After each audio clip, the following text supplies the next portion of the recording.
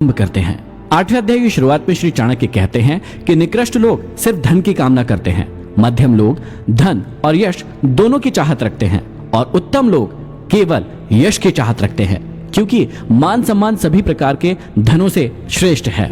जिस जीवन में मनुष्य को मान सम्मान नहीं मिलता है, वह जीवन धन से भरपूर होने पर भी व्यर्थ है। धन नष्ट हो जाता है, परंतु आदमी का यश उसके मरने के बाद भी अमर रहता है। आगे समझाते हैं कि दीपक का प्रकाश अंधकार को खा जाता है और कालिक को पैदा करता है। उसी तरह मनुष्य सदैव जैसा अन्न खाता है, वैसी ही उसकी संतान होती है। यदि मनुष्य गलत तरीकों से कमाए गए धन का अन्न खाता है, तो उसकी संतान भी उसी तरह के गलत कर्मों में लग जाएगी। और यदि आदमी ईमानदारी से कमाए गए अन्न को खाता है, तो उसकी संतान भी ईमानदार होगी। इसलिए परिश्रम और ईमानदारी से प्राप्त अन्न खाना ही श्रेष्ठ होता है। आगे समझाते हैं कि हे बुद्धिमान पुरुष, धन गुणवानों को ही दे, अन्य को नहीं। देखो, समुद्र का जल मेघों के मुंह में जाकर सदैव मीठा हो जाता है और पृथ्वी के चर अचर जीवों को जीवन दान देकर भी कई करोड़ गुना होकर फिर से समुद्र में चला जाता है। दान की महिमा अपरंपार है, परंतु दान उसी को देना चाहिए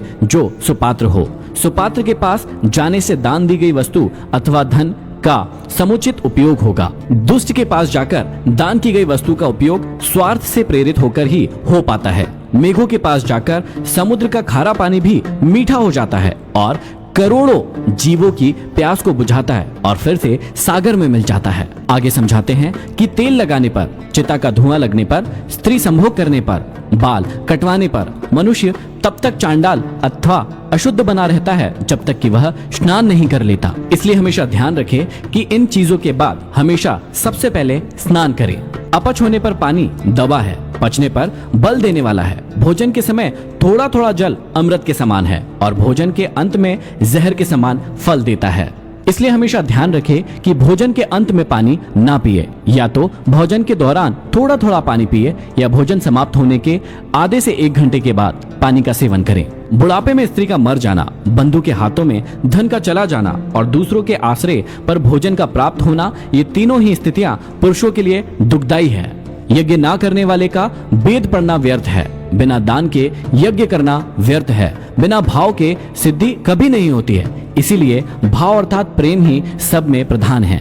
भाव के बिना कोई भी कार्य संपन्न नहीं होता, अतः सभी कार्यों में आस्था जरूरी होती है। शांति के बराबर दूसरा कोई तप नहीं है, संतोष से बढ़कर कोई सुख नहीं है, लालच से बड़ा कोई रोग नहीं है और दया से बड़ा कोई धर्म नहीं है। क्रोध यमराज की मूर्ति है, लालच नरक में बहने वाली नदी है, विद्या कामधेनु गाय है और संतोष इंद्र के नंदनवन जैसे सुख देने वाला है। क्रोध आदमी को हमेशा मृत्यु की ओर धकेलता है, लालच अनेक कष्टों को जन्म देता है, विद्या मनोवांछित फल देने वाली है और संतोष से आत्म सुख मिलता है। गुण से रूप की शोभा होती है, शील से कुल की शोभा होती है, सिद्धि से विद्या की शोभा होती है और भोग से धन की शोभा होती है। यहाँ भोग से आशय यह है कि धन का उपयोग जब तक सकर्मों के लिए नहीं किया जाता, तब तक धन की शोभा नहीं की जा सकती। आगे चाणक्य कहते हैं कि गुणहीन व्यक्ति की सुंदरता व्यर्थ है, दुष्ट स्वभाव वाले व्यक्ति का कुल नष्ट होने योग्य है। यदि लक्ष्य की सिद्धि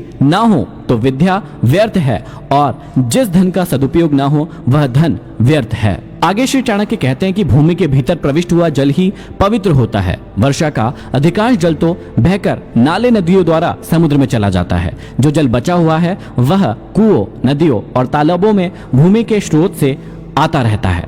आगे कहते हैं कि लोभ से प्रेरित ब्राह्मण आदर का पात्र नहीं रहता है और महत्वाकांक्षा न रखने वाला राजा आलसी और अकर्मण्य होकर नष्ट हो जाता है। संकोच करने वाली वेश्या ग्राहकों को प्रसन्न न करने के कारण अपना धंधा चौपट कर लेती है और बेशर्म कुलीन स्त्री दूसरों का विषय वासना का शिकार होकर पतित हो जाती है। संसार में विद्वान व्यक्ति की प्रशंसा होती है, विद्वान व्यक्ति ही सभी जगह पूजे जाते हैं, विद्या से ही सब कुछ मिलता है, विद्या ही सब जगह पूजा जाता है। जो व्यक्ति मांस मदिरा का सेवन करता है वे इस पृथ्वी पर बोझ है, इसी प्रकार जो निरक्षर है वे भी पृथ्वी पर बोझ है। इस प्रकार के मनुष्य रूपी पशुओं के भार से यह पृथ्वी हमेशा पीड़ित और दबी हुई रहती है। तो आप जिंदगी में कोशिश करें कि निरक्षर ना बने, अनपढ़ ना बने या फिर पढ़े हुए अनपढ़ ना बने।